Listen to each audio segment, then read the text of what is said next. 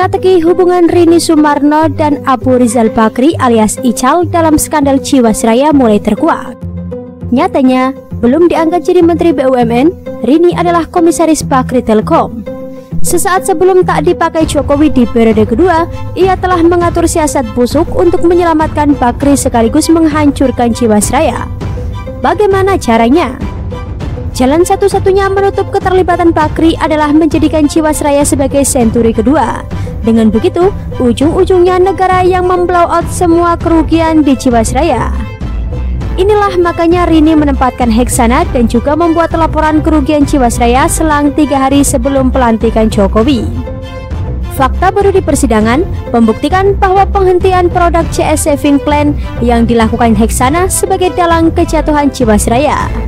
Apalagi setelahnya, Heksana mengumumkan gagal bayar yang membuat kepercayaan nasabah dan investor terhadap Jiwasraya rontok seketika. Padahal saat itu tanggungan Jiwasraya hanya 802 miliar dan deposito Jiwasraya sendiri mencapai 1,9 triliun rupiah. Kalau mau mengumumkan gagal bayar, seharusnya dilakukan sebelum 2008 saat Jiwasraya punya utang 6,7 triliun akibat dirampok Bakri. Skema CS Saving Plan yang seharusnya dilanjutkan dengan penurunan bunga malah dihentikan seketika oleh Heksana. Hal ini terungkap dalam persidangan seperti dilansir tribunnews.com. Terdakwa Komisaris Utama PT Trada Alam Minera Tbk, Heru Hidayat mengungkapkan dugaan skandal gagal bayar PT Asuransi Jiwasraya disinyalir terjadi karena penghentian produk Jiwasraya Saving Plan.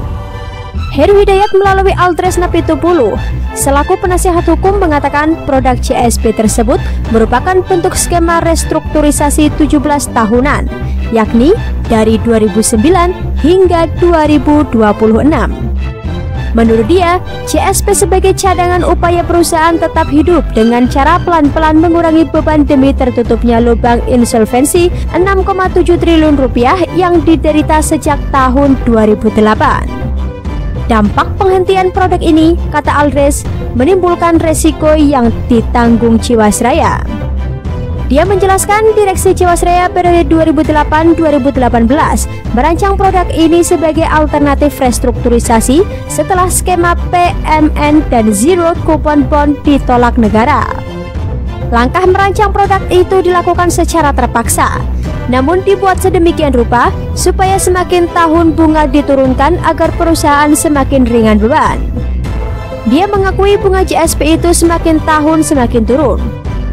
Berdasarkan skema ini, perusahaan diyakini berjalan smooth secara sehat pada 2026. Saat itulah CSP ini akan dihapus, kata Aldres.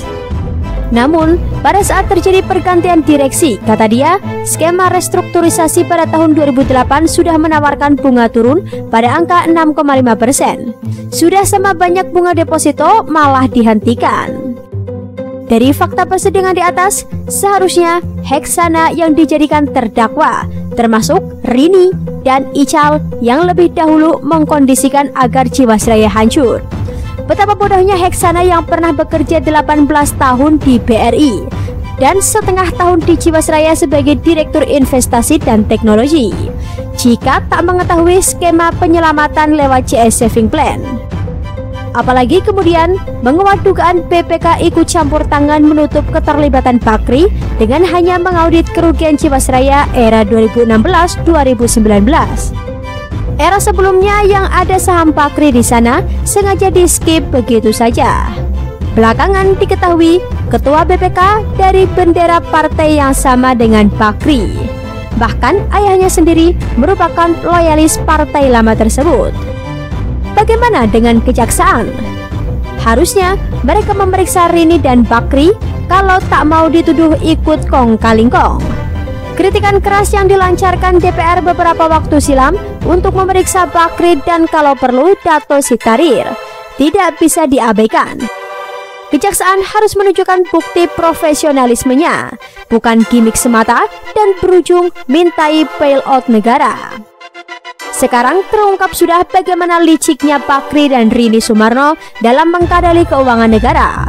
Sudah nunggak di Lapindo, kini ikut membobol Jiwasraya dan masih melenggang bebas. Sudah saatnya periode kedua Jokowi membersihkan koruptor kelas kakap seperti Bakri ini.